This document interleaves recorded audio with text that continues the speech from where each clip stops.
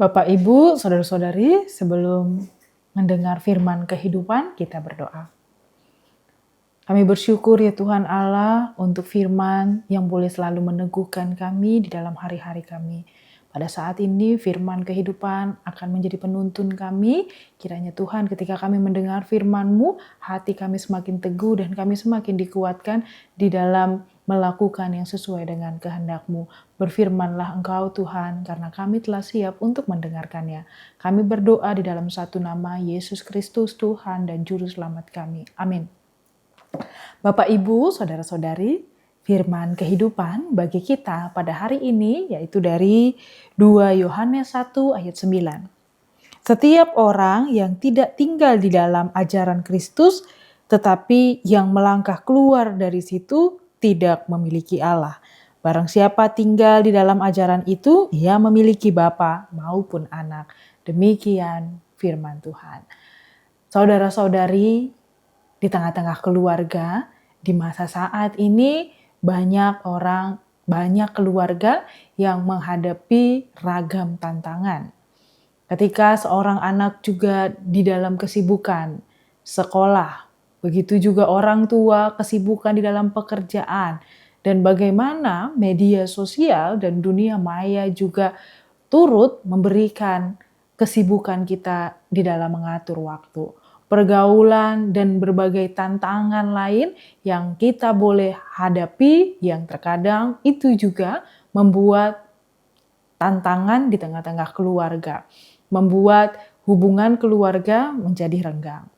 Tidak sedikit keluarga yang tinggal satu rumah, tetapi jarang berbicara dari hati ke hati. Dalam keadaan seperti ini, firman Tuhan melalui 2 Yohanes 1 ayat 9 kembali mengingatkan kita tetap tinggal di dalam ajaran Kristus.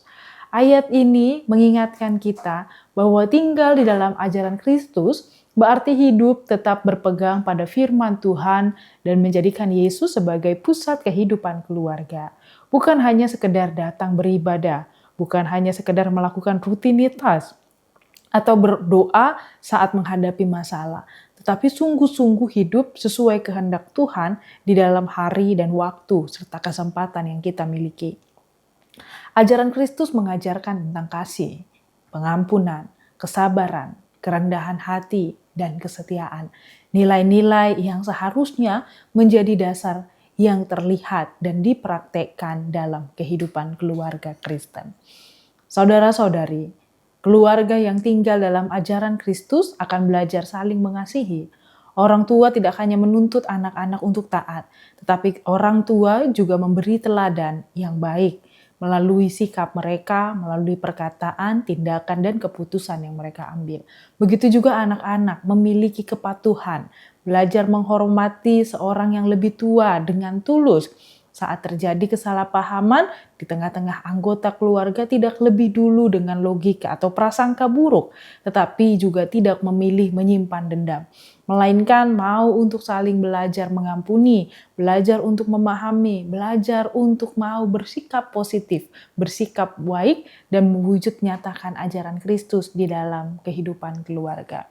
Hingga pada akhirnya firman Tuhan mengingatkan bahwa orang yang melangkah keluar dari ajaran Kristus tidak memiliki Allah. Ingin meneguhkan atau mengingatkan kita ketika manusia mulai hidup jauh dari Tuhan, mulai menjauh daripada firman-Nya, mengikuti keinginan diri sendiri, mengandalkan diri sendiri, mengabaikan tuntunan Allah, dan bagaimana hati nurani juga terus ditolak, maka hidup pun akan berangsur menjauh dari Allah dan juga akan kehilangan arah. Banyak keluarga yang hancur bukan karena kekurangan materi, tetapi karena kehilangan kasih, kehilangan doa, dan kehilangan Tuhan di tengah-tengah keluarga. Hingga pada saat ini penting bagi setiap keluarga untuk boleh kembali pada esensi ibadah, esensi relasi yang penuh di dalam Allah di tengah-tengah keluarga. Bagaimana kita mau meluangkan waktu untuk tenang di dalam Allah, meluangkan waktu untuk saling mendoakan dan berdoa bersama di tengah keluarga, saling membaca firman Tuhan dan saling menguatkan Tidak harus dalam waktu yang lama atau dalam hal yang mewah, tetapi melalui hal yang sederhana di dalam kasih, di dalam doa singkat bersama sebelum tidur atau ketika kita mau menjalani hari-hari. Itu kiranya boleh menjadi momen yang indah ketika kita boleh mendekap keluarga dan mendekatkan hati juga kepada Tuhan.